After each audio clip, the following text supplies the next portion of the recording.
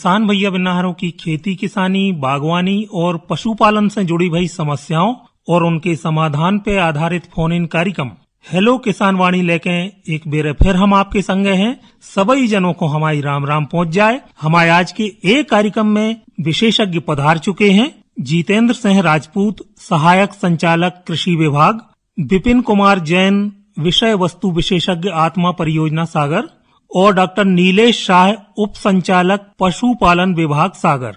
तो आप तीनों ही जनों को बहुत बहुत स्वागत है। और कार्यक्रम में श्रोताओं के फोन भी आवो शुरू हो गए हैं, तो आप देखते हैं पहले फोन पे को हैं। हेलो। Yes sir. हाँ भैया, आकाशवाणी सागर कार्यक्रम हेलो किसान वाणी। जी सर, मैं सर डीलन लोधी पटना खुर्द से बोल रहा हूँ। अच्छा, जो कहाँ पड़त भैया आपको गांव? जो सर गौड़ झामर के पास में। अच्छा, तो बहुत बहुत स्वागत है भैया आपको कार्यक्रम में। जी सर। बताओ भैया, क्या जानकारी चाहिए आपको? सर, घर के आगे बहुत कूड़ा जम रहा है, तो इसकी मतलब दवाई क्या है? घर के ही आगे जम रहा हो भैया, के खेत में भी जम रहा हो? मतलब घर के मतलब वैसी है सर, वो दूधी वगैरह। तो वो आप रासायनिक तरीका से हटावो चाहत होगा? हाँ सर। अच्छा भैया, अच्छा तो जो ये कि अपन खुद ही फरुआ से अपन वो हटा देवे। जी सर। दवाइयों को प्रयोग ना करें अपन। जी सर। फिर भी भैया आपके लाने जानकारी दे रहे हैं राजपूत जी, सुनो ध्यान से। जी सर। घर के आगे मतलब खेतों से कोई संबंध नहीं है ना आपके प्रश्न का? नहीं। हाँ, तो कितने जगह में है, कितना एरिया है जहाँ से आपको ये खरपतवार हटाने हैं? 25 डेसिमल। तो इतना तो आप जो है, जैसा अभी आप बताया गया है कि आप तो गेती फावड़ा से भी आप इसको साफ सफाई कर सकते हैं, है ना? या फिर जो है अगर आपको दवाई ही डालना है, हालांकि दवाई महंगी है दूसरा, लेकिन जो दवाई मैं बता रहा हूँ ग्लाइफोसेट है, और क्या बोलते सर्वांग नासी बोलते हैं इसको। जब भी आप डालें, लेकिन किसी भी तरह की वनस्पति वहां पर जो आप सुरक्षित रखना चाहते हैं वो सुरक्षित नहीं रह पाएगी अगर आप इसका उपयोग करेंगे तो, है ना? बेहतर होगा आप इसको मैनुअल तरीके से अपना जो कर्षण क्रियाएं करते हैं वैसे हटाएं, है ना? ठीक है भैया। जी सर। चलो भैया, और कुछ जानकारी तो नहीं चाहिए? नहीं सर। चलो, बहुत बहुत धन्यवाद भैया, आपने कार्यक्रम में फोन लगाओ। जी सर। जयराम जी सर। जयराम जी भैया। और एक पहले कोई अगलो फोन आए, हम राजपूत जी से जो जानना चाहते हैं कि अब कृषि विभाग की तरफ से कौन कौन सी विभागीय योजनाएं चलाई जा रही हैं और किसान भैया आ रहे हैं, उन योजनाओं को फायदा कैसे ले सकते हैं? देखिए, बहुत अच्छा प्रश्न है और इसमें सभी किसानों को जानकारी होना चाहिए कि यदि हमारे विभाग से यानी कृषि विभाग से अगर किसी भी तरह की योजना का लाभ लेना है, जैसे कि खासकर जो प्रदर्शन होते हैं, मिनी किट्स होते हैं, या परंपरागत कृषि विकास योजना है, या फिर आपकी नेशनल ऑयल सीड मिशन है, या आपकी राष्ट्रीय खाद्य सुरक्षा मिशन है, या नेचुरल फार्मिंग है, बहुत सारी योजनाएं चलती हैं। इन सभी का लाभ लेने के लिए किसान भाइयों से मैं अनुरोध करूंगा कि एमपी किसान ऐप 2.0 आप इसको डाउनलोड करें अपने एंड्रॉयड में और आप जो है रजिस्ट्रेशन करा सकते हैं। इसके लिए आपको आधार बेस्ड ओटीपी आता है, आप उसमें जो है अपना जो मोबाइल नंबर जो कि आधार से लिंक है, आप उससे रजिस्ट्रेशन करें। आपको एक ही बार रजिस्ट्रेशन कराने की आवश्यकता पड़ेगी। आप ये खुद अपने मोबाइल से भी कर सकते हैं या आप सीएससी सेंटर में जाकर के करा सकते हैं। एमपी ऑनलाइन के जो केंद्र है वहां से आप करा सकते हैं। जब आप एक बार रजिस्ट्रेशन कराएंगे तो आपकी एक परमानेंट आईडी बन जाएगी, उसमें मोबाइल नंबर ही आपकी आईडी होगी, पासवर्ड आप अपने हिसाब से सेट कर लीजिएगा। और फिर उसके बाद में आप किस योजना में लाभ लेना चाहते हैं वो योजना का आप सिलेक्शन कीजिए। आपको उस योजना में जो भी प्रावधान होंगे या जो भी गाइडलाइन योजना की कहलाएगी, अगर आप उसमें पात्र होंगे तो निश्चित तौर पे आपको इसका लाभ दिया जाएगा। दूसरा, मैं आपको बताना चाहूंगा कि यदि एक व्यक्ति किसी योजना में एक बार वो लाभ ले लेता है तो उस योजना में वो आने वाले 3 साल तक लाभ नहीं ले पाएगा। इसका फायदा ये है कि कई बार ऐसा होता था कि जब ऑफलाइन डाटा होते थे तो जाने अनजाने में एक ही व्यक्ति को कई बार लाभ मिल जाता था, दूसरे किसान जो है वंचित रह जाते थे। और ये बीच एक श्रोता जुड़ चुके हैं, सुना था उनकी बात। हेलो। हेलो। हाँ भैया, आकाशवाणी सागर कार्यक्रम हेलो किसान वाणी। जयराम जी की। जयराम जी भैया, कौन बोल रहे? सचिन ठाकुर बोल रहा है। सचिन ठाकुर भैया, कहाँ से बोल रहे? महुआ खेड़े से। अच्छा अच्छा, तो क्या हो रहा भैया खेती किसानी में? कछु नहीं, मकान लगी है और सोयाबीन लगो है। अच्छा, बुआई हो गई? हाँ। कितने दिन हो गए भैया? हो गए 15 दिन। अच्छा अच्छा, तो बताओ भैया क्या जानकारी चाहिए आपको आज? अच्छो खाद डालने है कि हमारी अच्छी पज हो, ये सोयाबीन और मक्का खिलाना, एक नंबर खाद बता दे। अच्छा, हाँ, खूब पजे। खूब पजे। हाँ, चलो भैया, खूब पजवाएं दे रहे हैं आपके लाने, जानकारी दुआएं दे रहे हैं। कबो नहीं लगो जिंदगी में, पहली दाल लगवा है। पहली दाल लगाओ है, बहुत खुशी हो रही है, यहाँ लग रहा है कि भगवान में लगा है। चलो भैया, हमें भी बहुत खुशी होता है जब नए नए श्रोता ये कार्यक्रम से जुड़ते हैं और आपकी समस्या को समाधान बता रहे हैं राजपूत जी। सुनो ध्यान से। तो मक्के के लिए देखिए क्या होता है कि सबसे पहले हमारे अगर हम अपने यहाँ की मिट्टी देखें तो मिट्टी में ऑर्गेनिक कार्बन लगातार कम होते जा रहा है ना। अगर वो ऑर्गेनिक कार्बन कम होगा तो निश्चित तौर पे आप कितनी भी रासायनिक खाद डाल लें उसमें उपज नहीं आएगी। इसलिए यदि आप सबसे पहले अगर आप गोबर की खाद का उपयोग करेंगे या वर्मी कंपोस्ट का उपयोग करेंगे, कम से कम आपको 6 से 8 टन की आवश्यकता पड़ेगी प्रति हेक्टेयर गोबर की खाद, ये डालेंगे तो निश्चित तौर पे आपकी उपज बहुत अच्छी होगी। गोबर की खाद तो जेठवा तो हमने बहुत पट की है। गोबर की खाद आपने 8 से 10 टन प्रति हेक्टेयर अगर आपने उपयोग की है तो निश्चित तौर पे आपका ऑर्गेनिक कार्बन भी बढ़ेगा उसमें। और हाँ, लेकिन पकी हुई होना चाहिए। सभी किसान भाइयों को इस तरह से करना चाहिए।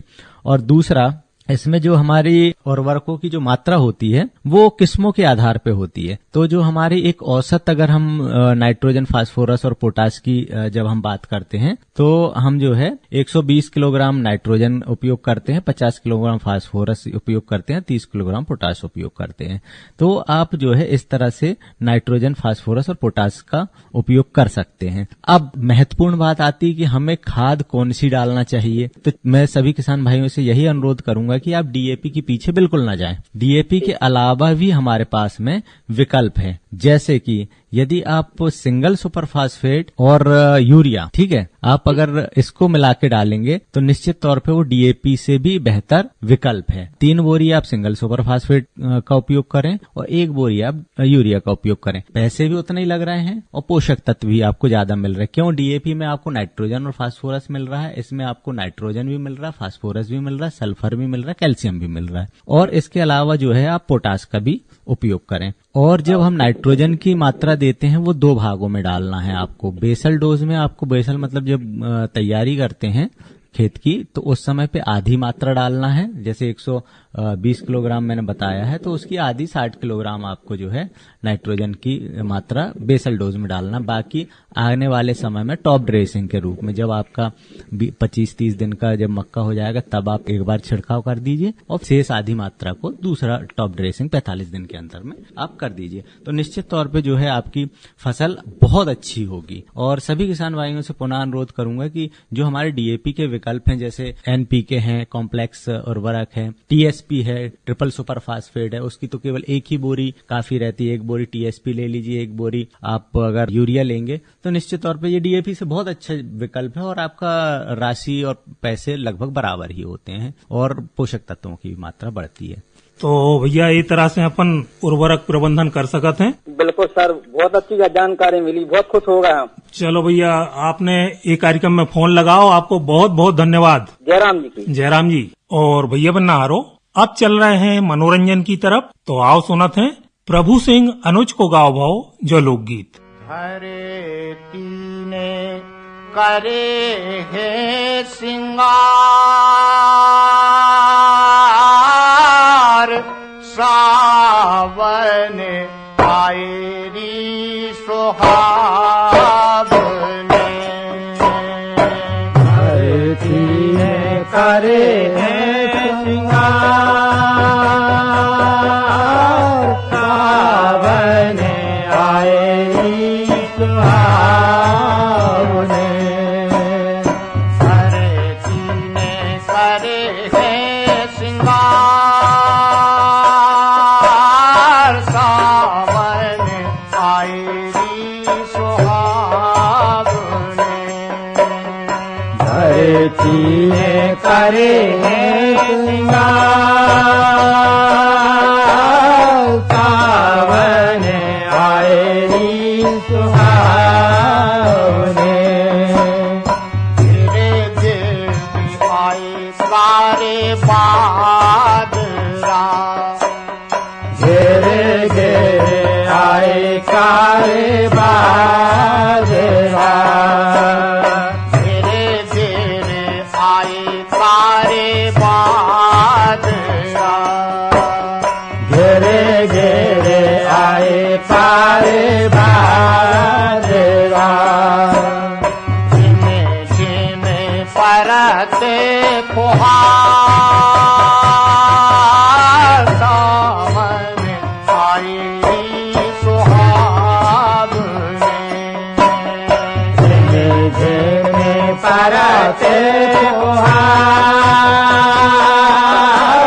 सावन आए सुहावने।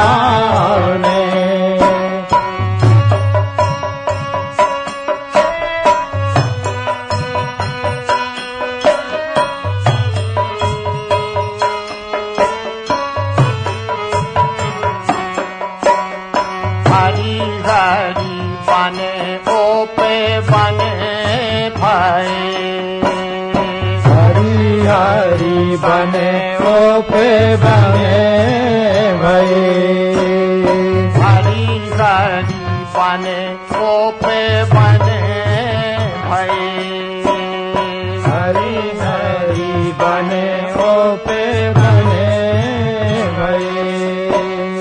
नदियों भरी जलधार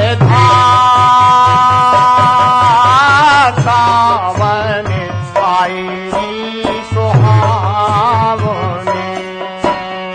नदियों भरी जलधार सावन आए सुहावने।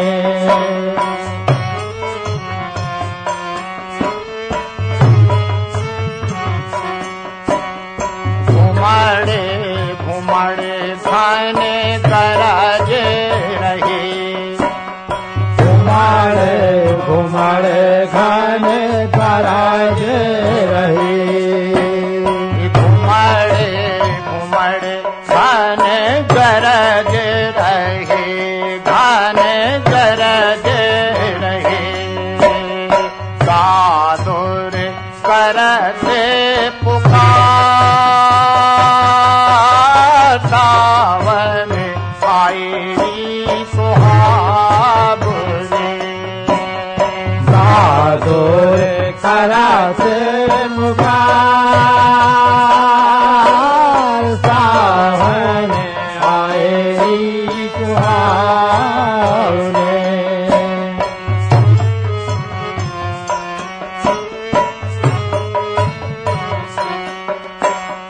वेणु मृदंग ताल ढप गूंजे, डंग ताले जप गूंगे, वेणु मृदंग ताल ढप गूंजे। वेणु दंग ताले जप गूंगे। खजेरी ओरे मला सावन आई सुहावने। सावन आई सुहावने, सावन आई सुहावने।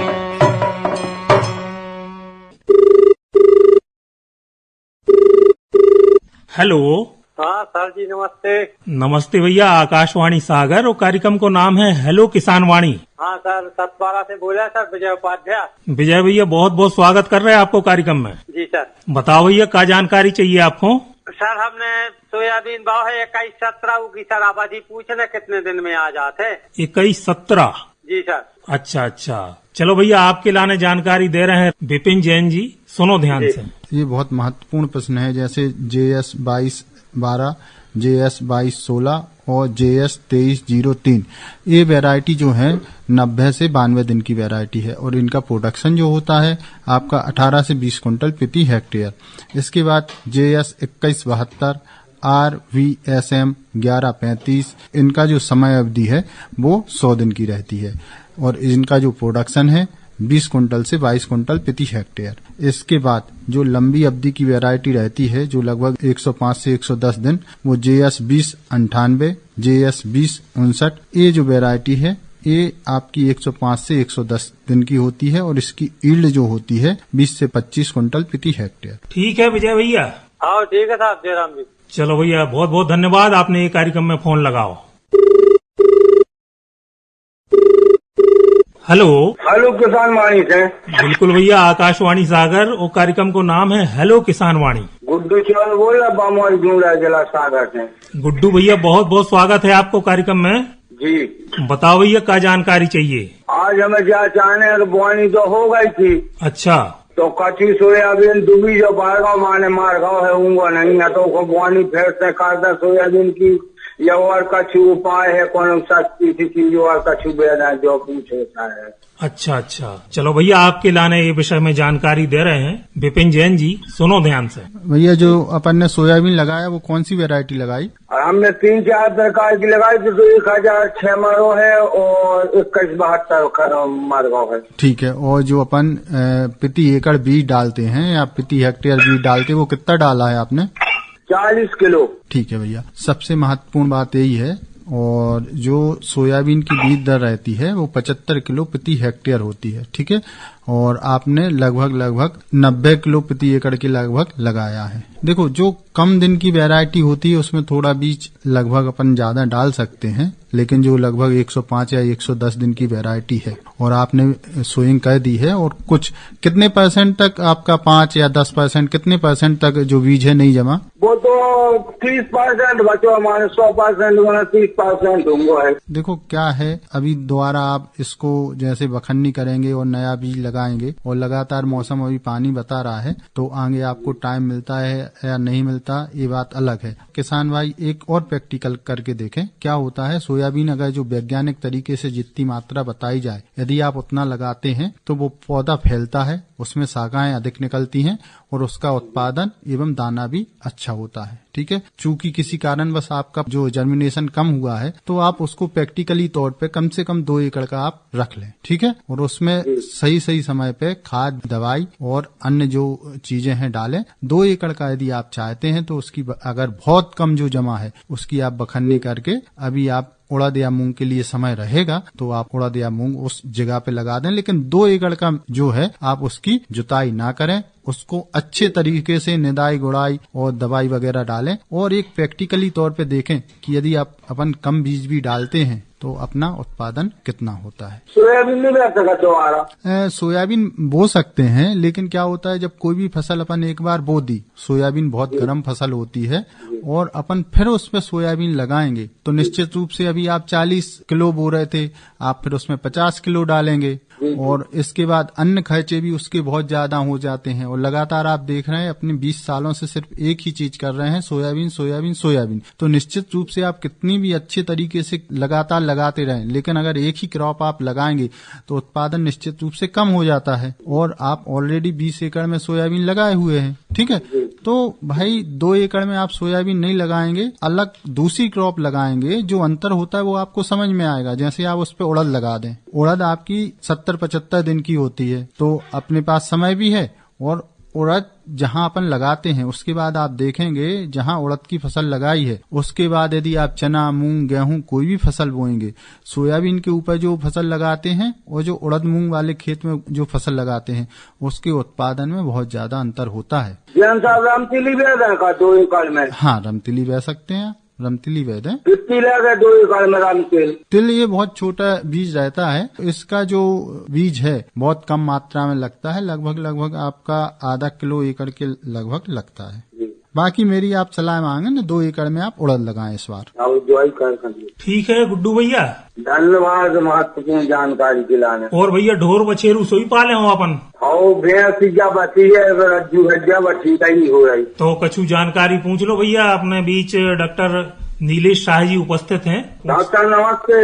हाँ नमस्कार। डॉक्टर साहब हमारी भैंस है तो बाती है, अभी तक ठीक नहीं हुई, बरसात भी लग गई तो क्या हो गया उसको? बात वो हमारे बात वो कहते नहीं पाउस को पाती गई है। हाँ हाँ, तो बात वो कहते गाँव में आपको रंजू का चीज तो हाँ ठीक है ना। ये क्या है, थोड़ा मिनरल्स की कमी के कारण होता है, खासकर कैल्शियम और फास्फोरस की कमी के कारण। तो इसमें आप ये करें कि कैल्शियम का सप्लीमेंट दें। बाजार में बहुत से कैल्शियम की प्रिपरेशन आती हैं, तो हमें कैल्शियम 100 ml कैल्शियम रोज देना है उसको 1 महीने तक। ठीक है, तो एक तो इससे आराम होगा, और दूसरा एक सोडा फास्ट करके आता है एक प्रिपरेशन, तो जिससे इसकी फास्फोरस की कमी पूरी हो सकती है। तो 50 से 100 ग्राम तक सोडा फास्ट देना है, जिससे इसकी आपकी ये जो बतने वाली समस्या है ये खत्म हो जाएगी। उम्मीद है गुड्डू भैया आपकी समस्या को समाधान होगा हुई है। और जो अगलो फोन, हेलो। हेलो जयराम जी सर, सागर आकाशवाणी। बिल्कुल भैया, सागर आकाशवाणी और कार्यक्रम को नाम है हेलो किसान वाणी। अपनो नाम भी बताओ भैया। हम गंधर बोल रहे सर, गंधर राजपूत ग्राम है राजघाट। गंधर भैया बहुत बहुत स्वागत कर रहे हैं आपको कार्यक्रम में। जी सर। बताओ भैया क्या जानकारी चाहिए आज? जानकारी सर, ये मक्का में सुंगरों ने खीर दी सर। हाँ। जानवर आ रहे सुंगर। हाँ जी सर, 2 गंजे हैं ये जर्सी वाली। हाँ। इनको जो कल्लू से फुड़ियां हो रही हैं। अच्छा जी सर। चलो भैया, आपकी पहले तो मक्का की समस्या जो आपने बताई कि सुअरों को नुकसान पहुंचा रहे हैं। जी सर। तो इस समस्या को समाधान बता रहे हैं राजपूत जी, सुनो ध्यान से। जी सर। तो मक्का पूरी नष्ट कर दिए हैं क्या भैया? जी सर, वो खीरते हैं, रात को जाते हैं। तो क्या उसकी सुरक्षा की बात करना चाह रहे हैं? उसको खीर दिया है सर, तो उसकी कोई दवा कुछ और पैदा है उसमें क्या करें? नहीं, ऐसा कुछ नहीं होता है कि जो आपकी नष्ट हो गई है फसल या जो भी है तो रिकवरी होना मुश्किल है उसका, है ना। लेकिन आप जो है, जो भी आपकी बची हुई फसल है, कितने दिन की हो गई है आपकी फसल? 10 दिन की हो गई सर। जैसे ही वो 25 दिन के आसपास की हो जाए तो आप टॉप ड्रेसिंग के रूप में आप जो है यूरिया का छिड़काव कर दीजिएगा उसमें, तो उसकी जो वानस्पतिक वृद्धि है वो अच्छी हो जाएगी जो शेष फसल है ना। और दूसरा, ये सुअरों से बचाव के लिए या तो आप फेंसिंग का उपयोग करें या वो पटाखे वगैरह आते हैं उनका उपयोग करें, जिससे कि वो ध्वनि सुन करके भाग जाएंगे। और बाकी चीजों का उपयोग ना करें, जैसे कि कई लोग करंट का उपयोग करते हैं, कई किसान भाई, तो इस तरह की चीजों का उपयोग ना करें। इससे क्या है कि पशुओं के साथ साथ में मानव हानि होने की भी संभावना होती है। जी ठीक है भैया। और आपको पशुपालन से जुड़ो भाव कौन सा प्रश्न है? तो पशु से सर, ये जर्सी गाय है तो। अच्छा। हाँ, तो उनको जो कल्लू थोड़ा हो रहे हैं, मुंह पे भी हो रहे हैं और पीठ पे। अच्छा जी सर। चलो भैया, ये समस्या को समाधान बता रहे हैं डॉक्टर नीलेश राय जी, सुनो ध्यान से। जी सर। जैसा कि आपने बताया कि कुछ मतलब फोड़े जैसा हो रहा है स्किन पर, तो इसके लिए आपको 1-2 बातों का ध्यान रखना है। एक तो उसको आप नीम के पानी से नहलाएं, मतलब नीम की पत्तियां ले लें और पानी को उबाल के उसके ऊपर अच्छे से लगाएं। इसके साथ साथ उसको पेट के कीड़ों की दवाइयां भी देना आवश्यक है। तो कुछ दवाइयां ऐसी आती हैं जो पेट के कीड़ों पे भी असर करेंगी और शरीर के बाहर जो किलनी, पिस्सू और जो दूसरे बाह्य परजीवी हो जाते हैं उन पे भी असर करेंगी। तो एक आइवरमेक्टिन ड्रग होती है, तो ये एक बार आपको देना रहती है 80 मिलीग्राम की।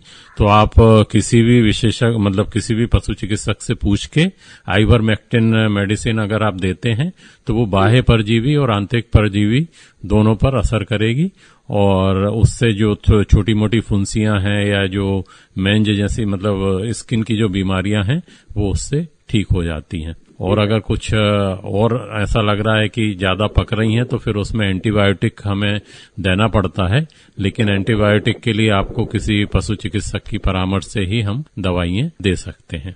ठीक है गंधर्व भैया। जी सर। जयराम जी सर। जयराम जी भैया, बहुत बहुत धन्यवाद आपको, आपने ये कार्यक्रम में फोन लगाओ।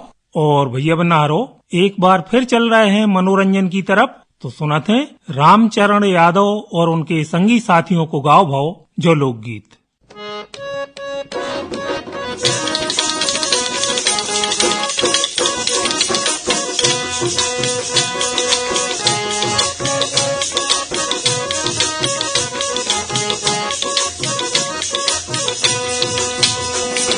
सावन की बरसे बदरिया मोरे पिया, सावन की बरसे बदरिया, सावन की बरसे बदरिया मोरे पिया, सावन की बरसे बदरिया।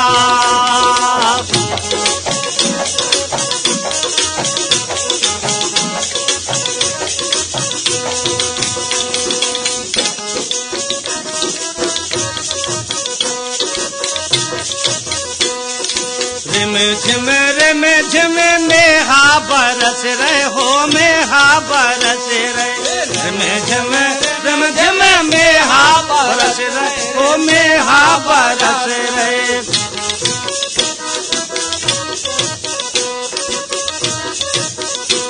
अरे चम चम चमके बिजुरिया मोरे पिया, सावन की बरसे बदरिया,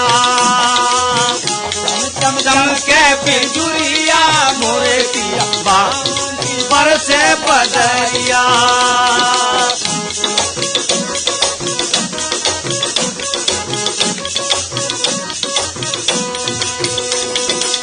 सावन की बरसे बदरिया मोर पिया सावन की बरसे बदरिया।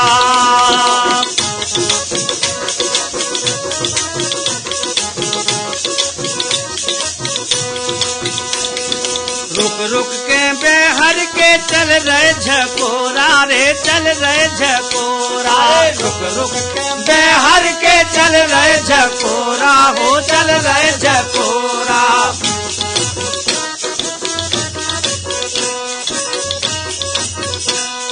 रुक रुक के बेहर के चल रहे झकोरा रे चल रहे झकोरा। खुले खुले जावे की बरिया गोरी धना सावन की बरसे बदरिया। खुले खुले जावे की बरिया गोरी धना सावन की बरसे बदरिया।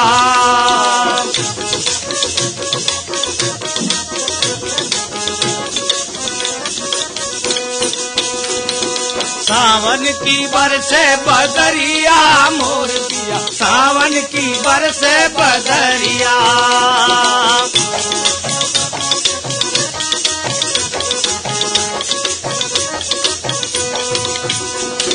मोरा बोले पपीहा बोले पपीहा बोले। मोरा बोले पपीहा बोले पपीहा बोले।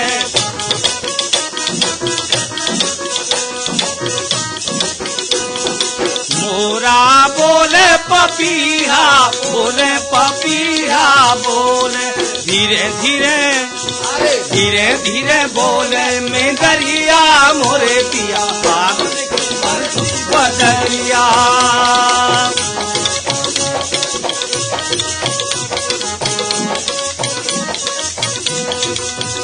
अरे धीरे धीरे बोले में दरिया मोर पिया सावन की बरसे बदरिया।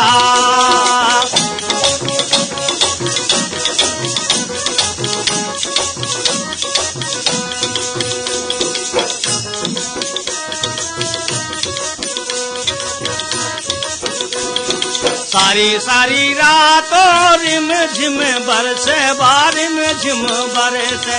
सारी सारी रातों रिम झिम बरसे हो रिम झिम बरसे।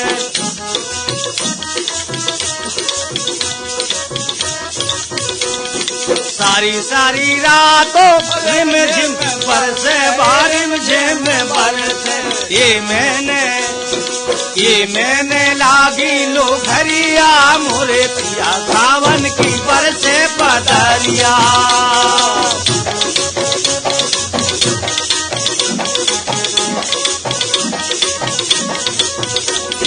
ये मैंने लागी लुघरिया मोरे पिया सावन की बरसे बदरिया।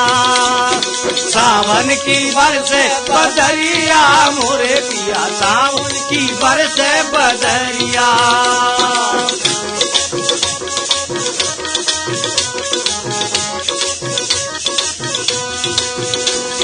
जिनके पिया परदेश में छाए परदेश में छाए। जिनके पिया परदेश में छाए परदेश में छाए।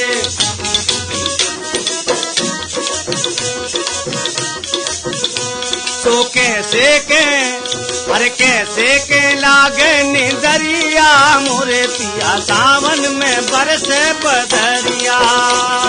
कैसे के लागे निदरिया मोरे पिया सावन की बरसे बदरिया।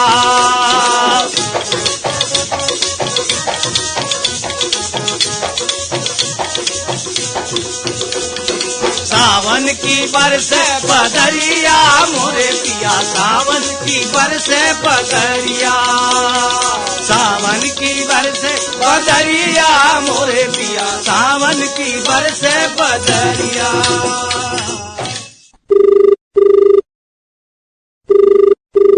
हेलो हाँ भैया, आकाशवाणी सागर और कार्यक्रम है हेलो किसान वाणी। बिल्कुल सर बिल्कुल, हेलो किसान वाणी। अपनो परिचय दो भैया। हम भागचंद साहू जी बोल रहे हैं, राजेंद्र नगर गंज बासुदा से। बिल्कुल भैया, आपको बहुत बहुत स्वागत कर रहे हैं कार्यक्रम में। बिल्कुल सर, बहुत बढ़िया। तो बताओ भैया, आज का सवाल है आपको? हम ये कह रहे हैं कि जैसे बरसात का मौसम चल रहा है, तो पशुओं में ऐसी कौन सी मुख्यतः बीमारी है जो होती है? चलो भैया, आपको ये विषय में जानकारी दे रहे हैं डॉक्टर शाह जी, सुनो ध्यान से। हाँ डॉक्टर साहब नमस्कार। हाँ नमस्कार। जैसा कि आपने पूछा कि बारिश के मौसम में कौन कौन सी बीमारियां हो सकती हैं, तो सबसे जो महत्वपूर्ण बीमारियां हैं और जिनका बचाव बहुत आवश्यक है, एक होता है घटरूंदा, जिसको हम हीमोरेजिक सेप्टिसीमिया भी बोलते हैं, जिसमें गले में सूजन आ जाती है, सांस लेने में तकलीफ होती है और पशु की मृत्यु भी हो सकती है। एक होती है एक टंगिया, जिसको देशी भाषा में चुरका बोलते हैं या इंग्लिश में ब्लैक क्वार्टर बीमारी है। तो हमें इस बात का विशेष ध्यान रखना है कि बारिश के समय इन बीमारी के होने की संभावना रहती है, तो इनका टीकाकरण आप अभी तुरंत कराएं। अगर करा लिया है तो बहुत अच्छी बात है, और अगर नहीं कराया है तो ये शॉर्ट फॉर्म इसका HSBQ भी बोलते हैं, मतलब हीमोरेजिक सेप्टिसीमिया और ब्लैक क्वार्टर। तो इनका संयुक्त टीका आता है मार्केट में, तो आप ये लगवा लेंगे तो इससे आपको दोनों बीमारियों का बचाव हो सकता है। तो एक बात और पूछ रहा है आपसे। जी बताएं। कि जैसे पशुओं में आजकल बरसात के मौसम में कीड़े पड़ जाते हैं पाँव में, तो इसके लिए कौन सी ऐसी दवा है जिससे वो कीड़े मर सके? इसके लिए एक सबसे उपयुक्त दवा आइवरमेक्टिन होती है ना। आइवरमेक्टिन दवाई जो होती है वो मतलब जो अंदर के कीड़े रहते हैं उन पे असर करती है, बाहर के जो कीड़े रहते हैं उन पे असर करती है, वो जो घाव में मैगट्स पड़ जाते हैं, घाव में छोटे छोटे कीड़े पड़ जाते हैं, उन पर भी असर करती है। तो आइवरमेक्टिन 80 मिलीग्राम की एक टेबलेट आती है, इसके इंजेक्शंस भी आते हैं। तो अगर आप एक टेबलेट दे देंगे तो ये करीब 400 किलो के पशु के लिए रहती है, और इससे अंदर के बाहर के और ये जो घाव के कीड़े हैं ये सब खत्म हो जाते हैं।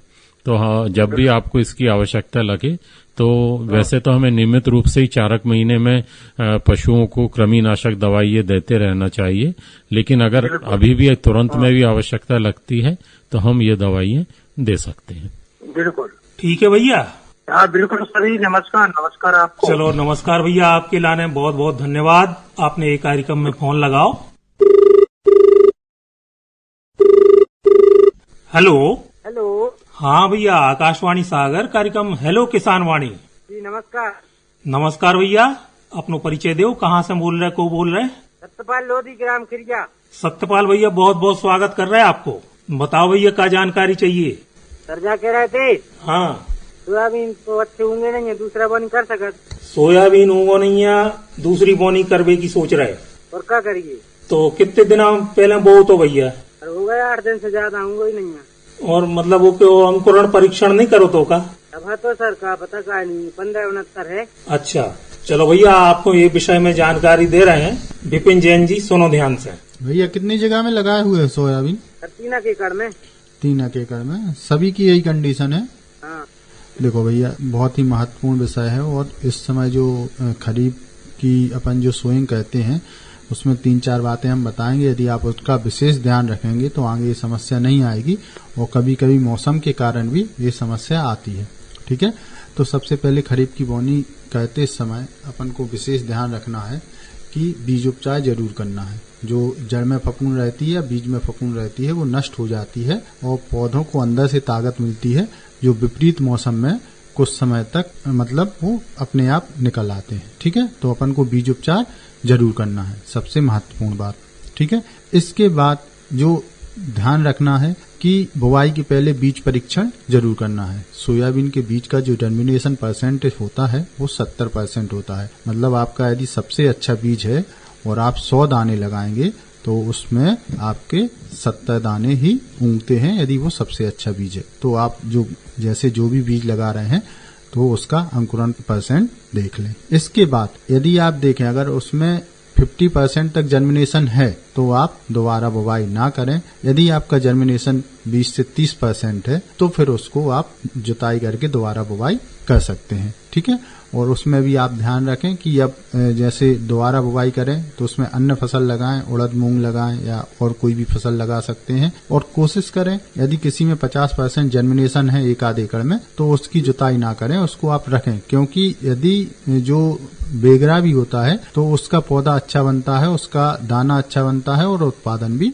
अच्छा होता है। ठीक है सत्यपाल भैया, धन्यवाद सर जानकारी के लिए। चलो भैया, आपके लाने भी बहुत बहुत धन्यवाद। हेलो। हेलो सर, नमस्कार। नमस्कार भैया, आकाशवाणी सागर, कार्यक्रम हेलो किसान वाणी। जी, ग्राम गौर झामर, जिला सागर से विपिन कटारे बात कर रहा हूँ सर। चलो भैया, बहुत बहुत स्वागत है आपको कार्यक्रम में। जी सर। बताओ भैया, क्या जानकारी चाहिए? मैं ये जानना चाह रहा था सर कि जिन लोगों की सर मक्के की बुआई नहीं हो पाई है या फिर जिन खेतों में बतर नहीं मिल पा रहा है सर, तो क्या मक्का जो थोड़ी बहुत जगह है, अगर 1-2 एकड़ या थोड़ी और कम, तो मजदूरों से क्या उसको लगवा सकते हैं सर? इसके बारे में जानना था। चलो भैया, आपके लाने ये विषय में जानकारी दे रहे हैं राजपूत जी, सुनो ध्यान से। जी सर। मक्का अभी बोना चाह रहे हैं आप? जी सर, जिन लोगों की मतलब बतर नहीं आए हैं सर, मतलब बारिश कहीं कहीं बहुत ज्यादा हो गई। हमारे यहाँ भी कुछ किसान हैं जिनकी बुआई पूरी तरह से नहीं हो पाई है सर। अभी कुछ पैकेट वगैरह अभी तो मेरी सलाह यही रहेगी कि आप जो है मक्का ना बोएं, है ना। लेकिन बतर नहीं आई है तो एक डिबलिंग मेथड होती है। डिबलिंग मेथड मतलब जैसे मजदूरों से चल करके होल करवाए जाते हैं, जिसमें पौधे से पौधे की दूरी और लाइन से लाइन की दूरी जो है मेंटेन करके छेद कराकर डिबलर के माध्यम से बुआई की जाती है। लेकिन अभी जब बतर नहीं है तो मेरी तो आपसे यही सलाह रहेगी कि आप इस समय पे मक्का ना बोएं और जो है उड़द या मूंग का विकल्प इस समय पे आप चूज कर सकते हैं, चयन कर सकते हैं। अगर आप सोयाबीन बोना चाहते हैं तो 10 तारीख तक जो है हमारे कम अवधि वाली जो वैरायटीज हैं सोयाबीन की, वो भी आप लगा सकते हैं। और मक्का ही बोना है तो फिर वो जो डिबलिंग मेथड है, यानी मजदूरों से एक एक दाना करके इस तरह से आप जो है उसको मेड़ों पे जो आपकी मेड़ बनेगी, नाली बनेगी, उस पे आप कर सकते हैं। अरहर लगा सकते हैं, और अगर मक्का नहीं लगाए तो राहर आप मेड़ों पे लगाइए, है ना। अच्छा जी, चलो ठीक है भैया। जी सर, बहुत बहुत धन्यवाद सर। चलो भैया, आपके लाने भी बहुत बहुत धन्यवाद, आपने ये कार्यक्रम में फोन लगाओ। हेलो। हेलो किसान वाणी। बिल्कुल भैया, सागर आकाशवाणी और कार्यक्रम को नाम है हेलो किसान वाणी। जी सर, नमस्कार राजीव सर। नमस्कार भैया, को बोल रहे? लक्ष्मण सिंह कर रहे थे बात सर, बहुत राई से। अच्छा, बहुत बहुत स्वागत कर रहे हैं भैया आपको। बताओ भैया, क्या प्रश्न है आज? सर हमारा प्रश्न जो है कि अपन ने सोयाबीन की बोनी की थी सर, तो अपन ने खाद डालने तो आज। अच्छा, खाद डाल वो भूल गए थे का? नहीं सर, डालो ही नहीं, अपन ने मतलब ऐसे बोनी कर दी सूखे में। अच्छा, बिना खाद की। हाँ। तो हमारा जो क्वेश्चन तो सर, हमारा देसी खाद जरूर कचू मतलब नाटक बालो। हाँ। इको हम भड़काव कर सका सर, अब नहीं कर सका। चलो भैया, आपको ये विषय में जानकारी दे रहे हैं राजपूत जी, सुनो ध्यान से। जी सर। देखिए, बोनी कब की थी? बोनी हो सर होगा 13 दिन। बोनी आपने सीड ड्रिल से की थी या फिर ऐसे छिटक के की थी? सीड ड्रिल से की थी। तो कोई बात नहीं है। अभी वैसे भी आपने खरपतवार नाशी तो डाला नहीं होगा? नहीं सर, अभी नहीं डाला। तो 16-17 दिन में डालते हैं। 16-17 दिन में डालते हैं। तो इस बार आप जो है 16-17 दिन में खरपतवार नाशी का उपयोग ना करें। अगर मौसम खुल जाता है और बतर मिलती है तो जो हमारा हैंड व्हील होता है ना, आप बाजार में आसानी से मिल जाता है। इसके माध्यम से मजदूर को लगा करके करें, और उस जो लाइनें आपकी छूटी हुई है ना, जहां जहां आपके खरपतवार उगेंगे, है ना, जहां से वो व्हील हो चलाएंगे, तो उसी लाइन में आप जो है ये आपके पास जो गोबर की खाद या नाडेप खाद है वो डालिएगा। ठीक है, तो निश्चित तौर पे जो है आपकी फसल, क्योंकि देखिए जब हम खड़ी फसल में उर्वरकों या खाद की जब बात करते हैं तो वो जड़ों तक पहुंचाने के लिए हमें माध्यम चाहिए होता है। तो अगर आप ऊपर डालेंगे तो निश्चित तौर पे हमें उसका उपयोग सही ढंग से नहीं हो पाएगा। अगर आप जब गुड़ाई करवाएंगे उसकी, या फिर ये हैंड व्हील हो के माध्यम से करेंगे, उस समय डालेंगे, तो आपकी देखिए गुड़ाई भी हो जाएगी और साथ में जो है ये आपका खरपतवार भी नष्ट हो जाएंगे। तो आपके दोनों काम एक साथ हो जाएंगे उस समय पे। ठीक है भैया। जी सर, धन्यवाद। चलो भैया, आपको भी बहुत बहुत धन्यवाद, आपने ये कार्यक्रम में फोन लगाओ। और यही के संगे आज को हेलो किसान वाणी कार्यक्रम में तई संपन्न हो रहा है। चलवे के पहले बता दें कि हमारे आज के ये कार्यक्रम में विशेषज्ञ पधारे थे सहायक संचालक कृषि जितेंद्र सिंह राजपूत, विषय वस्तु विशेषज्ञ आत्मा परियोजना विपिन कुमार जैन और उप संचालक पशुपालन विभाग डॉक्टर नीलेश शाह जी। तो आप तीनों जनों को बहुत बहुत धन्यवाद। कार्यक्रम को संचालन कर रहे थे हम राजेंद्र नारायण तिवारी, और यही के संगे आप सब जनों से हम ले रहे हैं आज्ञा।